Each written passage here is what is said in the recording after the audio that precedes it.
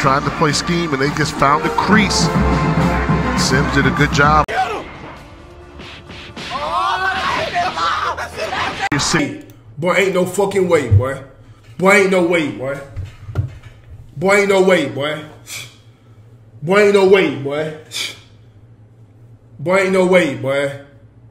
Boy, ain't no way, boy. What's good, y'all? Welcome back to the CFL podcast. And listen, we got a lot to talk about today as far as the Southern versus JSU Classic. Because, yes, that game was a classic, all right? In all aspects. We going to get into all that. But first, if you would like to donate to the channel, please do so by, I'm going to put the picture up. You can cash out me. Anything you give is greatly appreciated towards the channel. I really do appreciate you. Thank you so much. Let's get all of that out the way, all right?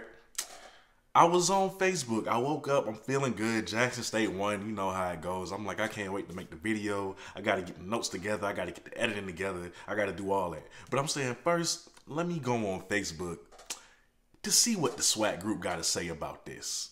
Because I know it's going to be something, right? You know, it's going to be something. And long behold, I was right. I get on the page, and the first post I see, Jackson State does not know how to win with class. And everybody from every SWAT team, of course especially Southern, in the comment section is saying, yeah, they're classless, class this, class that, blah, blah, blah, blah, blah. They deserve to get beat up and all that stupid stuff. So let me offer some insight on that, right? Because, see, here's the thing with y'all. Here's the thing that gets me with Southern fans. Y'all was saying the whole time during that post, not only does JSU not know how to win with class, but you were making HBCU and the SWAC look bad by acting the way that you did towards the end of the game. So let me offer this as a rebuttal, right? Since we're bringing up class, which I clearly think y'all don't really care about it. I think y'all just hate the fact that you lost. Okay, and now because you can't troll Jackson State by saying that you won, you got to come at them another way, right? So let me offer my rebuttal. If you truly cared about class, right, and how it makes the SWAC look on national television, on ESPN and all of that, where was your class when Coach Prom got his stuff stolen back in the spring, or his stuff was vandalized back in the spring? Where was that class then? Where was that class then? Because as my memory serves me correctly, y'all were on the internet after that happened laughing at him. You thought that was funny. And that made national headlines.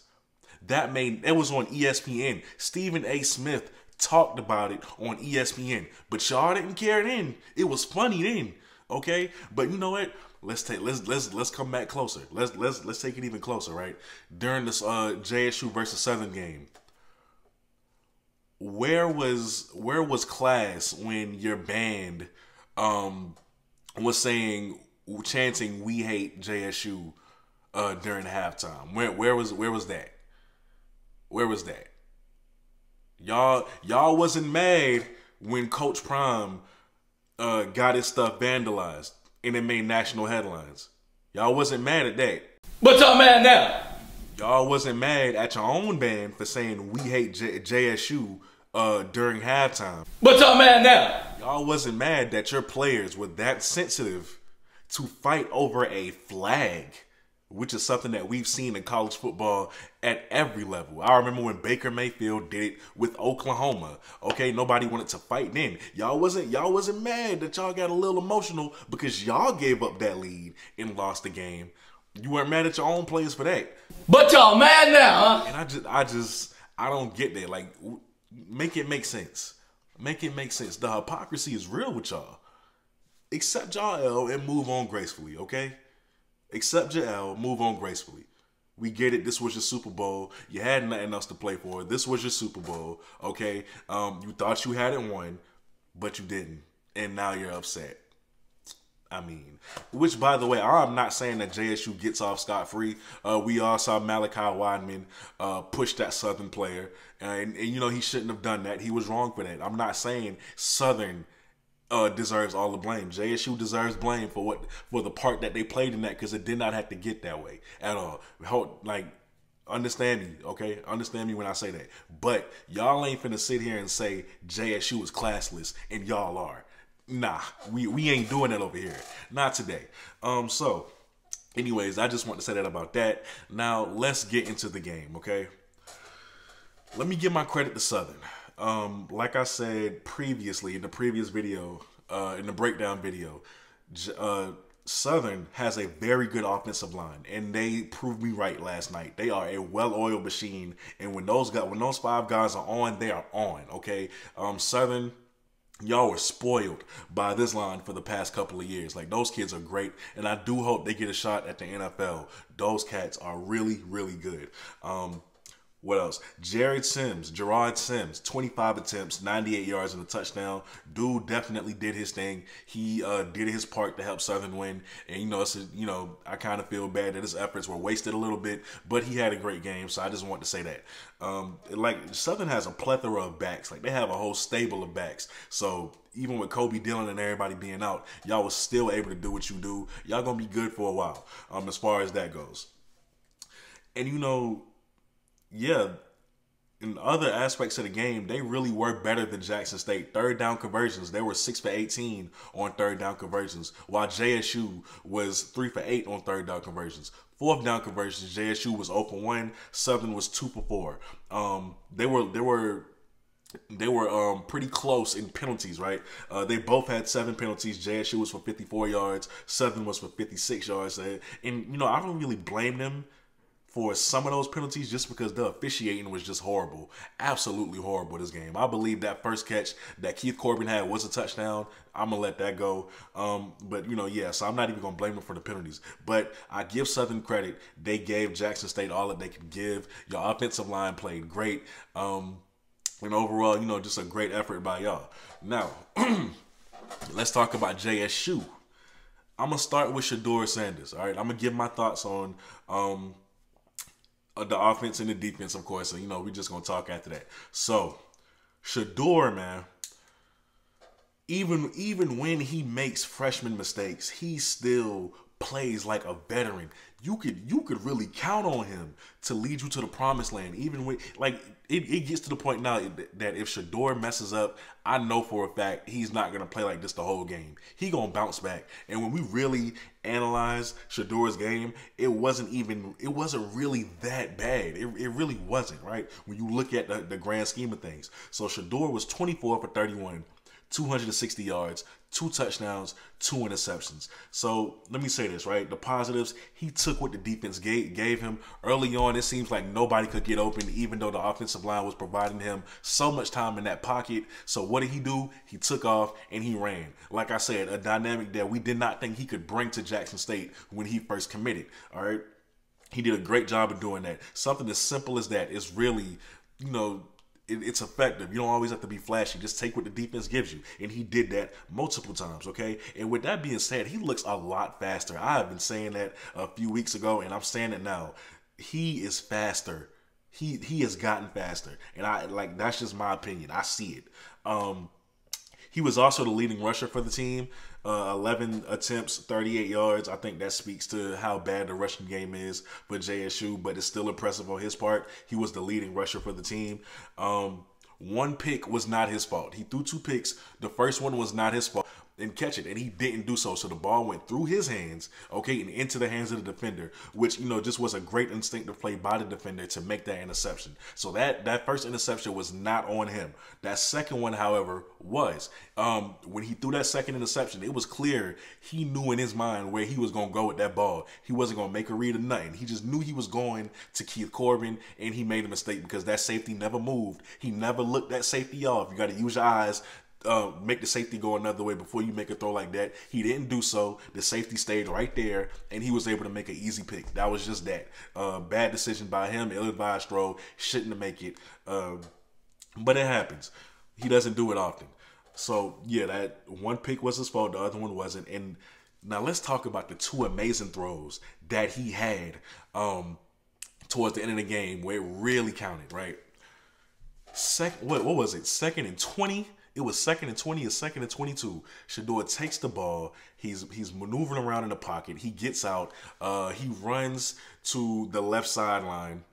and he throws I don't even know what to call it, a dart, a missile, whatever you want to call it. It was just a bullseye throw to the sideline with no room. Keith Corbin had no room.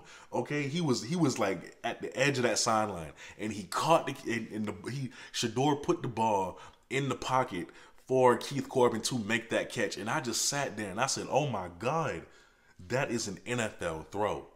That is an NFL throw. I need y'all to understand that given the circumstances of this game, given the magnitude of this game, given the difficulty of that throw, that's amazing for a freshman to do. I don't think y'all understand that. That was a great throw that nobody talked about. It's probably better than the touchdown throw that he threw to Malachi Wadman. In my opinion, it is better. Nobody talked about that. I had to bring that up. That was his first great throw. And obviously the second one being that found Malachi, threw it up, and I need y'all to understand something. That boy that hit Shador is not small. That boy got to be at least 300 pounds. Shador looked in that man's face, knowing he was going to feel all of that 300 pounds on him, dead weight. And he threw that ball perfectly to Malachi Wadman and allowed Malachi to make the touchdown. This is what separates Shador from the rest of the SWAC quarterbacks, okay? This is why I say that training with Tom Brady and everyone else paid off. He's legit. He's legit. And if Akil Glass does not get drafted in this upcoming draft, please believe me when I say Shador will be the next one for sure. He's gonna be that guy who gets drafted if he keeps playing like this throughout his career. Now, that's all I have to say about Shador. The run game, right? Not much to say here. I will say this: J.D. Martin showed flashes. He showed flashes of how great of a runner he can be. With that being said, there's not really much he can do with the offensive line. The offensive line does not get pushed running the ball. We know this. And a negative I would have for JD is that pass blocking, you have to get. I don't know if it was miscommunication between him and the offensive tackle, but the defender came free, right? Had a free release. It was him and JD Martin. JD doesn't even try to at least chip the guy before he gets a free hit at Shador, but he did a poor job on it. Shador gets hit, and I was just like, that has to be better. That can't happen too much. That type of hit can result in like injuries, right? If you don't chip the guy the right way. So he has to do a better job on that front. Peyton Pickett, only 6 attempts for 6 yards, only averaged 1 yard to carry. Had a touchdown, of course. And I can't even really blame him this time. Like, it was really just the offensive line not being able to get a push. However, I will say this: Peyton Pickett is an asset catching out of the backfield, and he can be utilized more in that way. He's a good option coming out of the backfield for sure, catching out of the backfield. The offensive line, like I said, if I had to grade you in the run, it's a straight F. Like, it's just bad, right? Like, we can't get a push in the run game. We just can't, right? But pass blocking is something that you do not get enough credit for. You give Shador so much time in that pocket, and it does need to be commended. Running isn't good. It's not y'all's strength at this point. We know that. But pass blocking, you do it very, very, very well. Just got to get better on the run side of things. Passing, with the exception of a few hits that he took, you did a really good job. So there's that. As the wide receivers, praise Keith Corbin right now. He is more than just a safety net. This man is a saving grace. All right, when you need to move the chains, Keith Corbin does that. Especially when you can't get it to Warren Newman. Keith Corbin does that. He has the surest hands on this team. 8 catches, 92 yards. Praise Keith Corbin, because Malachi Wadman is going to get the praise for the touchdowns that he makes, but Keith Corbin deserves just as much for moving the chains, right? So let's do that. Wadman comes up big when you need him to, always. He's so reliable in those big moments. With that being said, he can dominate from the start of the game to the finish of the game, right? But that big drop that he had, because he used his body. He tried to use his body to catch the ball instead of using his hands. Granted, the defender is on him, but you're still able to at least attempt to catch the ball with your hands. He doesn't. He uses his body. That's something I do notice about Wadman. He can be a very dominant receiver. It's just those little mistakes sometimes that keeps him from doing so. But when you need him, when you need him, he gonna always come up big for you. So great job by Weidman as well. I'm just saying he had a chance to do it from start to finish, and it just didn't happen. Trevante Rucker, let's not leave him out of the story. All right, 2 catches, I think 41 yards, averaged 20 yards a catch. He made a very big play in order for JSU to get the first score. Trevante Rucker is still that guy. I think, we don't kind of talk about him enough now because Malachi has emerged, but Trevante Rucker is still that guy, especially to be a true freshman. And, Warren Newman, he only had 4 catches for 5 yards. He's still coming back he came back from injury, right? He had the fumble and everything like that. Didn't look so hot, but I think, that's just because he's coming back from injury this late in the year. He's been out of football for a couple of weeks. Give him time. I think he'll be good. Right? Like he'll be better next week. He just had to get back into the flow of things. They tried to get him incorporated. It just wasn't able to happen. So I think he'll be better as the season goes on. Even though it's almost over, but I'm saying like he'll be good for like the next 3 weeks. So that's it for the offense. Now TC Taylor, because I had to bring this up, right? Great play calling. I have no, for the most part, great play calling. There's a few times that I didn't like it, and I'm gonna bring that up. And great aggression. This is what he brings. I love the fact that he's aggressive throughout the course of the game because you need to be aggressive to win games, and he's done that, right? But the questionable calls that I had, 3rd and 1. We can't get a push on the offensive line as far as running goes. I think it was 3rd and 2. Yeah, it was 3rd and 2. We can't get a push running. We already knew this throughout the season, and you call an outside zone handoff to JD Martin, and because our tackle and guard got beat, or tackle and tight end got beat, now JD has to lose yards to try and gain yards, and of course we don't pick up the 3rd and 2. And I'm just looking like, why would you call that? Why would you call that play? Even if you want to run the ball, why would you call that run play on 3rd and 2 in this situation? It just didn't need to happen. You've gotten this momentum getting downfield, and it was ruined because of that play call. All right, and then it was another play call that he had, a misdirection. It was like a reverse, like a double reverse misdirection, whatever you want to call it, on 3rd and short. And I'm just looking like, why? Y'all are not Southern. You can't run the misdirection like Southern does. Southern has a great offensive line to do that. You don't call that play. I just didn't understand those 2 plays. But overall, TC Taylor did a really good job. And that switch that they made in the middle of the season has obviously paid off in a bigger way than they could have ever expected, most likely. Now let's get to the defense. Not really much I got to say here, right? James Houston, phenomenal job. Late in the game, it was some points during the game where I was like, James, when you gonna show up? When you gonna show up? And it reminded me of that Jadeveon Clowney game versus Tennessee, his junior season. For those of you who don't know, Jadeveon Clowney was going up against this other NFL prospect in a tackle, and that matchup was highly anticipated after the first time they met the previous year, right? They were talking before the game. They wanted this to happen. Clowney is getting beat most of the game. Dude is not letting Clowney do anything until the very last play. Clowney made the game-winning sack strip fumble on the tackle because he just beat him. And that's all it took for Clowney to get the praise and say, hey, he won the matchup. That's what this reminded me of. James Houston, he was getting attention towards him the whole night from that tackle. He was getting beat by that tackle for most of the night. And then when it mattered most, James Houston came up with 2 sacks, right? Two tackles for loss, 7 tackles he finished on the night. Great job not giving up by James Houston. The dude just got a really good motor, right? Keontae Hampton, because of the emergence of Aubrey Miller, and James Houston, we don't talk about Keontae as much as we should, but Keontae had 11 tackles and 1 tackle for loss, and he flew to the ball and he made tackles when it needed to be made. Almost had a pick. Give Keontae his credit because he deserves a lot of the credit for a lot of the stops that the defense made during the game last night.